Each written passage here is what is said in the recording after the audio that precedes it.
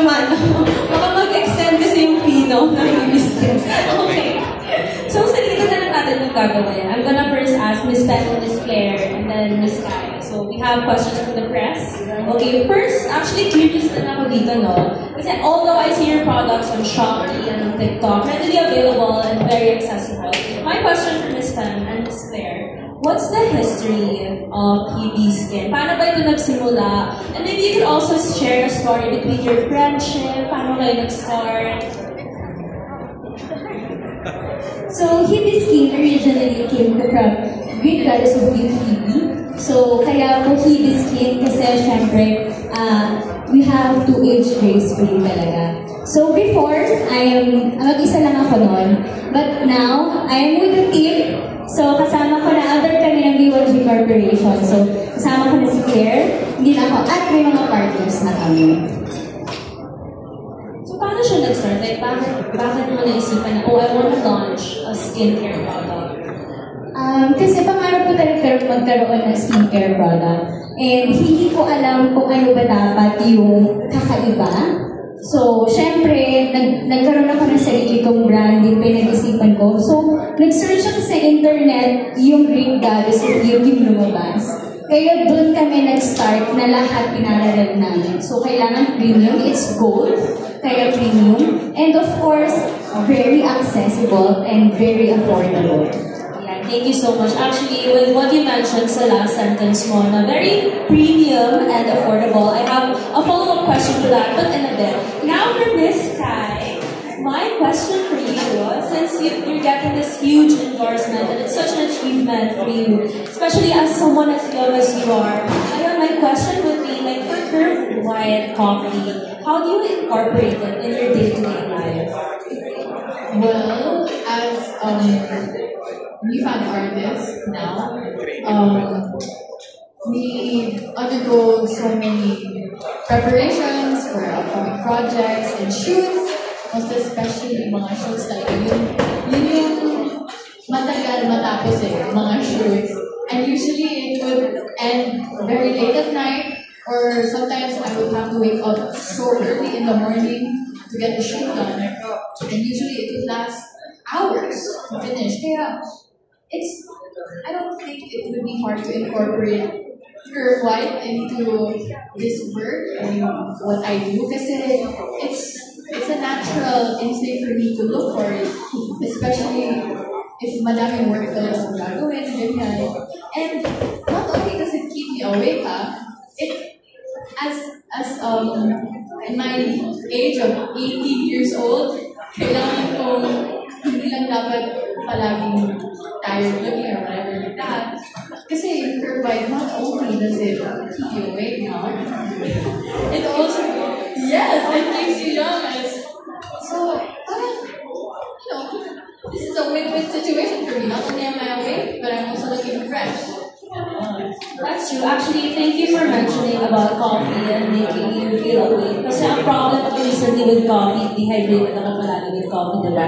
But with Curve White, this is something that I'm actually excited to try. Not just only, syempre, dehydration can cause you dullness with the skin. But with Curve White coffee, this is something na makakapag-glow from within. So I'm really excited for this product.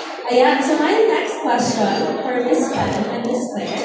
So, actually, nabasa ko yung ingredients kanina. Ako talaga nag-consume ako ng ashwagandha. And I'm so excited for this one. So, specifically for ashwagandha in coffee. Diba?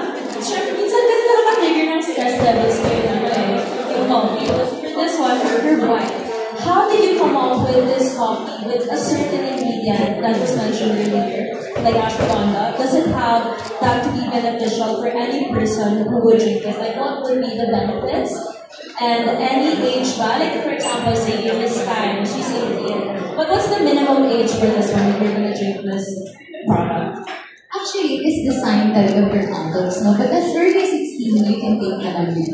But, kaya kami naglagay ng ashwagandha sa coffee because nakakalimutan kasi ng mga tao na ang taas na ng rate natin na may mga mental health issues. And alam niyo po ba na ang ashwagandha ay nakakatulong sa brain health natin? So, naglagay kami nito dahil kailangan, importante po sa amin ang well-being, mental health, at overall ng isang tao. So, dapat hindi ka lang maganda, kailangan healthy ka, mentally and physically. Actually, thank you so much for mentioning that. Kasi I've been trying different products also. And this is the first time first time ko makarinig na holistic beauty.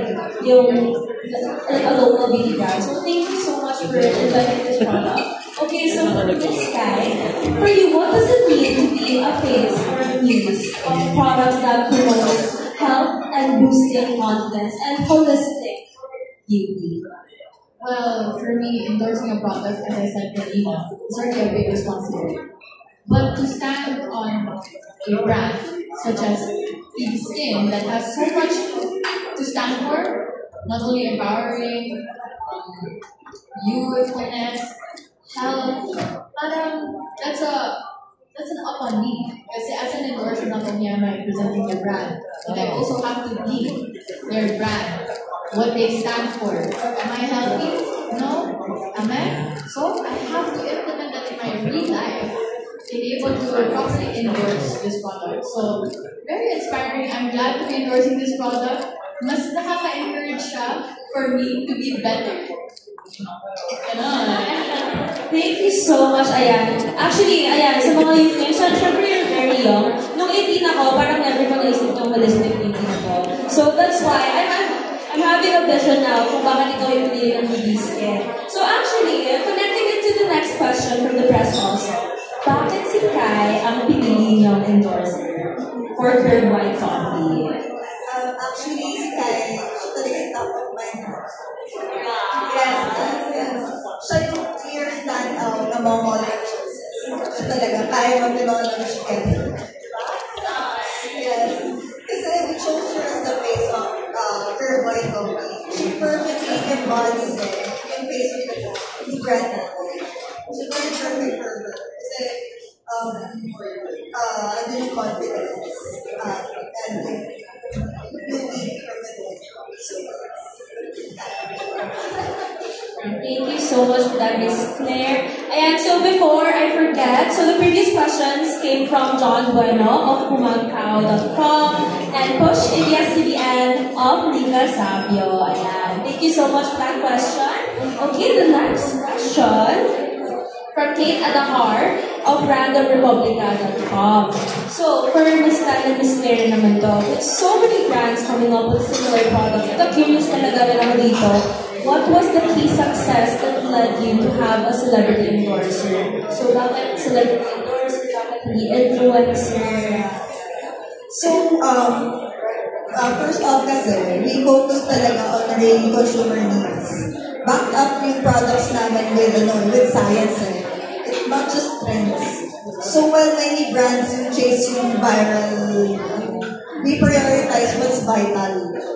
So, formulas that addresses actual skin concerns, and because of that, it led to demand. And then, when it came to getting a celebrity endorser, which is Kai, it wasn't about chasing clout to it. It was about aligning with someone who believes in our vision, same results that we want. So, just like our customers. Thank you so much, Ms. Claire, for that. I like what you said of being intentional when choosing an endorser, not just for the cloud. Okay, for Ms. Kai naman, this is from Kate Adamar of randomrepublica.com. So the brand says it is designed to inspire confidence from within. Ayan, Miss Universe question to tanong na to. Ready ka na ba? Grabe na ba? Hindi na. Ayan, ikaw, how did you gain confidence as a young woman? I would really love to hear your answer as an 18-year-old. Have you always been confident as a child? Please give us tips to the young women who are watching right now. I'm very proud and fortunate to say that I grew up confident. Hindi kasi yan nagsistart sa'yo eh. Nagsistart yan sa foundation mo as a kid. Your surroundings, your guardians, your parents, your family, how you're brought up. That's a big, big factor on your confidence, your self-esteem, and how you are as a person. Kaya, sa mga tao that are having a hard time with confidence, if you guys weren't brought up to believing in yourself or confident in yourself, I would very much want you to believe in yourself first before you judge yourself. Because, believe it or not, there are times where I struggle with self-esteem and confidence. Yes, believe it or not, I have my moments where I feel, am I deserving of what I have? Am I deserving of what people think of me? Am I really this high? Meron talagang times, pero that's okay because it's a humbling experience. And I believe that it's fine to think that you have your down moments, but never normalize feeling down. You know, you have to assess why you feel that way. Tapos, you see what's good about you. You may not be like everyone else, but there is something different about you. And you should cherish that difference that you have from amongst the people that are around you, because that's what's going to make you unique. And if someone's going to bring you down for that uniqueness that you have, embrace it, because that's what's going to make you stronger and feel more confident about yourself. Kaya know yourself before you know others. And I think Thank you so much, ayan. Miss Universe candidate for 2028, ayan. Miss Sky. Malapit na, ayan. Thank you so much for that, ayan. Actually, I'm really impressed with what they said. Hindi ako ganyan lately lang mo. We're batchmates tayo sa okay. We're batchmates. Oscar. And thank you so much. Okay, and then for Miss Val and Miss Claire, ito naman. I'm so excited for your inputs for this one. So, what unique benefits? Na-mention na kanina yung mga unique benefits. But then, how does this set apart from the other competitors that you guys have in the market? So, aside from, we have a high dosage of S-acetylglutathione, a high dosage of hydrolyzed marine collagen. We also put mangosteen in our coffee because we do believe that being fair, being young-looking skin is not enough. We also put ashwagandha, as I said before. Kasi kailangan po talaga hindi ka lang maganda, hindi ka lang maputi. Kailangan healthy ka inside and out. At syempre, kailangan mentally healthy ka talaga. So, kami lang yung coffee na nag-position na dapat hindi lang puro pampaganda, hindi lang puro pampaslim. Kailangan talaga, at the end of the day, healthy ka. Thank you so much for that. Actually, I super agree to that. Holistic skincare talaga is a must, especially nowadays. Kasi, di ba, minsan kahit anong makeup ko, minsan pangit yung skin ko. And that's because of what I consume. Yeah. Not because of usually external factors, but mostly what you consume. So, thank you so much for this. Okay, now jumping to Miss Sky again. So, for Curve White Coffee, as an ambassador for this one, ano yung mga benefits na nakikita mo when you consume this product? Well, aside from the benefits that they have already said, I think this can benefit me in a way. Yung iba sa sinabi ko na it will keep me awake. Iba din yun. Because that's a benefit already, no? To stay awake.